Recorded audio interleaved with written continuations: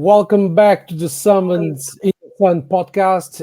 After we are just a couple of weeks to the grand tournament, and with me today is the former Blitzbokke Fabian Juries, who is also he's now currently the head coach of the women's team of Kazakhstan, who's coming to the Algarve Sevens. Fabian, thank you for joining us. Please tell us what can we expect from the Kazakhstan women's sevens team? First off, thank you for having me. I think you can expect the same thing we did last year. We coming to Algarve to win again, but it's not going to be easy. I think it's going to be more difficult this time around. But the girls are really up for it, and we're looking forward to coming to Algarve.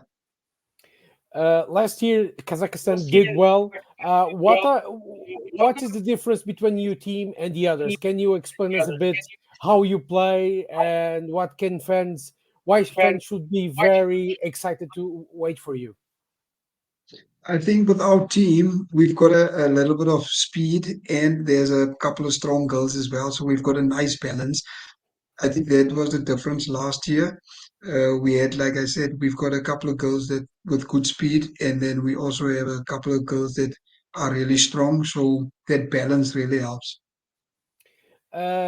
When you came into working with the Kazakhstan Sevens last year. What was the major growth in the team that you saw in the last 12 months? Are you happy with how it developed and progressed? Yes, our main problem was defense, but the girls we really worked hard on that a couple of months now that I'm back here. So we're really looking to make sure that we don't leak a lot of tries and just work hard when we're defending. Um, Now, just before we go back to your team, you played in the series, you played a lot of sevens. Do you think it's still the best way to get rugby out there to not only to new countries but also to big countries? Do you think sevens still matter in a world sports stage? Yes, for sure, sevens will always matter. It's an Olympic sport now. You've got Antoine Dupont coming in. He's the best scrum half in the world at the moment. He's going to play in the Olympics. So sevens is just getting bigger and bigger each year. As you can see now, the Challenger Series, four teams can go up to the HSBC sevens where they play in the playoffs. That's going to happen in Spain. I think, yeah, it's going to be in Spain. So sevens is just getting bigger and bigger each year. Like I said, yeah. Um, when you start playing sevens, what did you like the most about it? What would made the difference between it and the 15s? Well, for me, there was a lot of space on the field. That's probably the best thing about sevens. You don't have to run past 15 guys. You only need to beat seven guys. So having that space on the field was absolutely joyous for me. Um, more space, more speed. Do you remember your first game as a blitz playing for South Africa? Uh, that was many years ago. Yeah, that was many, many moons ago. Yeah, I remember we played. Our first tournament was in Durban, I think, or Dubai. I'm not sure where. But because I was just coming into the team, I was on the bench most of the time. But getting onto the field and just experiencing that first time was enjoyable. And from it, what do you think sevens can teach to people as rugby, to new people who are not used to play it? What can be important that sevens can bring those new fans or to new players, whatever whoever they are? So for the fans, there's a lot of excitement because the game is very quick. And if you are a new player and you want to play, obviously your sevens will help you with your all-round rugby skills, your passing, your catching, tackling, because you need to do all those things when you play rugby. And when you start off with the sevens, you do those fundamentals every single day, and it just improves your rugby skills all around. You won, I think, one World Series with South Africa in 2008, 2009, if not wrong. Do you remember? I you remember times. Yeah, I wasn't actually part of the team that won the World Series because I was playing Super Rugby at the time. Um, but yeah, the guys did very well, winning the World Series back then. It was tough against New Zealand because they won everything, and Fiji as well. So it was good for the guys just to break that um, duck against New Zealand and Fiji that were winning all the series at that time. So it was a good thing for South Africa. But in the last couple of years, we haven't been doing so well, but we will get up there again. Yeah, of course you will, because South Africa always comes back stronger.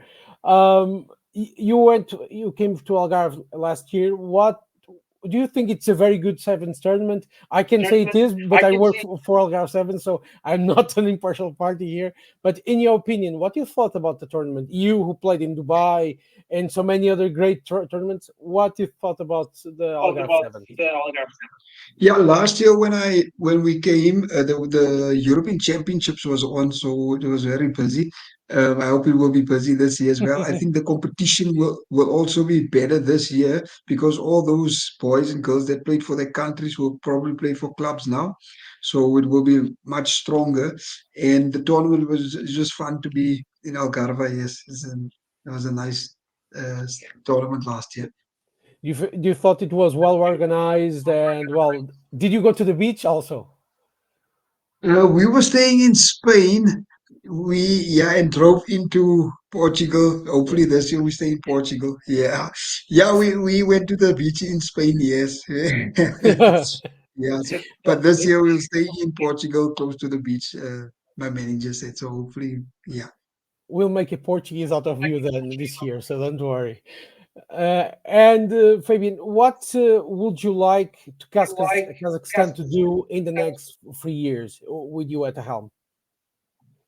I think in the next 3 years, our goals is to qualify first for the Challenger Series, and it's going to be difficult for us to qualify for the World Series because we don't have a lot of players playing at the moment. So hopefully we want to develop that so that we can grow more players and then maybe try and challenge to get into the World Series. But our main priority is to get to the Challenger Series and just take it from there. When you came into Kazakhstan, what was, aside from the defense and to help them tackle better and defend better, what were the main challenge in a country like Kazakhstan, who is still very young in rugby terms? Yeah, I think for me, the girls already had good skills when I got here. It was just the understanding sometimes of the sevens game, what you want to do when you have the ball, and also the understanding of how to defend. I think that was the most difficult things for me to work out. But overall, their skill level were high. Yeah, the skill level is just the understanding of how to play and obviously the defensive part of sevens. In 1 year, do you think the rugby grew in Kazakhstan? Do you see more girls and women playing it? Well, at the moment, there's a lot of young people starting to play the game because I think last year we didn't have a lot of. Normally, there's a championship that goes on, a sevens championship in Kazakhstan, and last year we didn't play a lot because we were focused on the sevens program, trying to get the girls to finish in the top three and also win a medal at the Asia Games. But this year we'll have more tournaments locally so that those girls have an opportunity to play. And I think that will also help with the growth of the game if we play more. And what has rugby give to you in your life, Fabian? Oh, so much. So when I was a young boy, I always said I wanted to play for the Springboks, and that was my dream. But obviously, I didn't make it. I played for the Blitzbokke, which is just there as well. But rugby has given me everything in life. It helped me with my discipline as well. I always said when I finish I will never actually finish with rugby because it's in my DNA. I just love rugby. Yeah, and like I said, it's given me. I've been all over the world with rugby because of rugby. I've seen a lot of places, and yeah, rugby's just given me everything. Yes. What lessons do you think Rebbe can give to us all, and that we should be more open about it?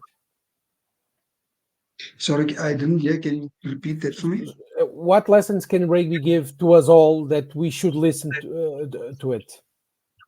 Yes, I think first off, discipline, because with if you in a professional setup or not even a professional setup, it teach you a lot of discipline, and also the camaraderie and friends you make while playing rugby. It's just not we on the field we're very tough with each other. But off the field, the guys come together and it's like a big family. So people out there that want to get into rugby, please do. You'll find out that you'll make a lot of friends, you'll see places, and it's just a good environment to be in. If, yeah.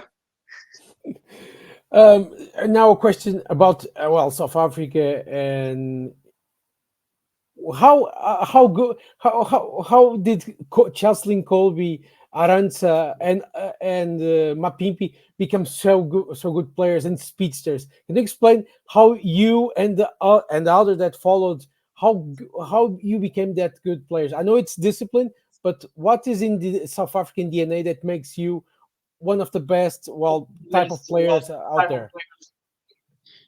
I think it starts from when you're a young boy playing in the streets, and obviously that develops you because playing in streets, you sidestep, you run, and it just helps you grow as a player. And Cheslin is remarkable when it comes to sidestepping any speed, but saying that there's a lot of hard work that goes into that. So it's not just about talent. He puts in the hard work so that he can do all those things on the field. So I think that's the most important. If you work hard at something, you will reap the rewards at the end. You talked about the sidestep. How do you do a good sidestep? Can you explain to us the science behind it? Like I said, when you play in the streets, like we did back in the day, it just comes naturally to you. If you, I don't know how to explain the science around the side step because, like I said, it just comes naturally. Oh, that's cool. Yeah, because I've seen videos of you playing, and you had a type of step that was very difficult to stop, and because you stopped, and in some moment you didn't step out, you stepped in, which is difficult to outmaneuver. So I'm trying just to figure out here the secret so we can expand it. But for a speedster or someone who is not big, what would be, well, two key elements to have to know how to best step a player out? I think if you're not big, you need to use your feet, obviously. Um, and you need speed because without those two things, if you're a small guy in rugby, it's going to be very difficult for you to get away from the guys. So sidestepping is just like I said, it just came naturally to me. I didn't practice to sidestep. I just did it, and I really don't know how how but there are ways that you can do training for sidestepping, but like I said, it's all natural. Yeah. All naturally. Sorry to ask you this, but do you remember any sidestep that you think it was memorable? Any or a try that you scored that you loved it? So I played in the Curry Cup for the Free State. This is not sevens. This was 15s. So I stepped about eight, eight or I don't know, eight or nine guys in the team Well, to score, and that is probably my best try that I've scored. But in sevens, I did that a lot. But in 15s, because there's a lot of guys, it just makes it more impressive. Okay, Fabian, thank you for talking with us. A last message to Kazakhstan fans and rugby fans that are going to be there to watch Kazakhstan play. So, can you deliver that message? Yeah, they must just come out and support us, and we'll try and play the best rugby we can. And they must just enjoy the weekend because it's really a good weekend to spend in Algarve, watching the sevens. And if they come out, thank you very much for all your support.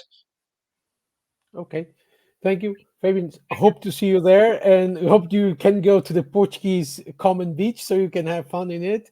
And I hope it's sunny because normally it's sunny. And see you in Algarve and the 7th of June.